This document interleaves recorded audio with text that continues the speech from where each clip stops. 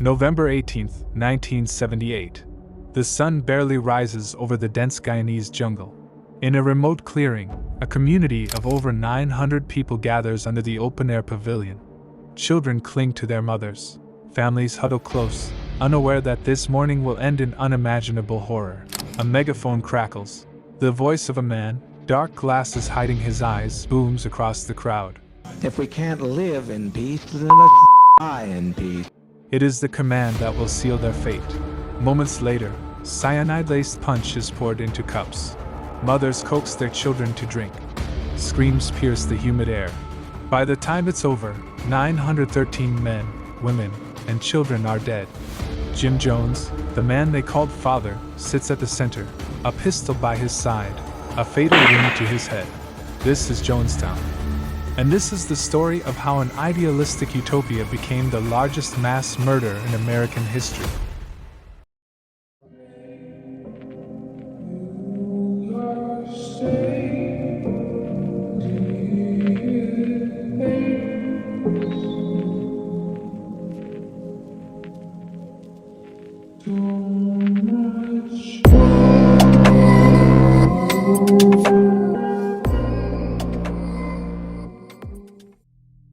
James Warren, Jim Jones was born in 1931, rural Indiana, to a war-injured father and a mother who was openly hostile. From a young age, he craved attention. Classmates recall a mischievous boy who staged fake funerals, preaching sermons in his own theatrical voice just for laughs. That dramatic flair, that piercing gaze, would later become a tool of persuasion of control. By the mid-1950s, Jones had founded the People's Temple. At first, he seemed almost heroic, denouncing racial segregation, forming a multiracial congregation, even persuading white members to adopt black children. He preached a blend of Christian faith and socialist ideals, insisting on equality, community, and social justice. Jones was charismatic, almost impossibly so. People were drawn to him. Celebrities visited. Politicians courted him. Yet beneath the polished sermons and smiles, Jones was already a master manipulator. He surrounded himself with loyal lieutenants, insisted on bodyguards, and crafted an image of invincibility. By the early 1970s, scrutiny from authorities and internal disputes prompted Jones to make a drastic move. He purchased thousands of acres in the Guyanese jungle. He called it Jonestown, a promised land free from racism, corruption, and oppression. The journey there was grueling. Flights from Georgetown to Port Kaituma, hours in propeller planes, then lumber trucks through mud, or canoes along twisting rivers. For those arriving, it seemed like liberation. The commune promised equality, food, shelter, and purpose. Jonestown was built quickly: wooden dormitories, a pavilion for gatherings, a hospital, and even a library. On the surface, it looked like a utopia. But paradise came with a price. Jones's control was absolute. Personal possessions were forbidden. Passports were confiscated. Surveillance was constant. Anyone speaking out or expressing doubt was punished publicly, sometimes beaten, sometimes humiliated. Children were indoctrinated from the start. Nurses used electric shocks to enforce obedience, pairing punishment with Jones's name. Adults were coerced into confessions, sometimes through terrifying rituals, and the so-called White Knights, mock suicide drills, trained residents to follow Jones's commands, conditioning them to obey without question. Jones's paranoia grew alongside his power. He stockpiled weapons. He warned his followers of an imminent attack by the outside world, and increasingly he whispered of mass suicide as a righteous solution. Outside Jonestown, suspicion was growing. Families and journalists reported abuses, forced labor, and drugging. Former members shared stories of humiliation and intimidation. The U.S. government began to pay attention, but Jones had created a community that seemed almost untouchable. Inside, fear was mounting. Some wanted to leave, but leaving was nearly impossible. Jones's rhetoric had convinced them that the outside world was dangerous, that survival depended on loyalty. November 1978.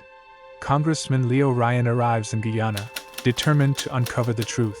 Along with journalists and family members of temple residents, he treks through the jungle to Jonestown.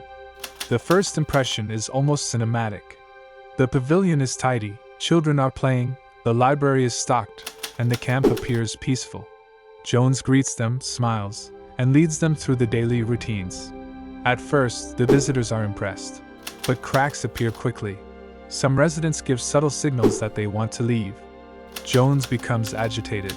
Confronted by journalists about weapons on site, he shouts and threatens. Secret notes are passed to Ryan.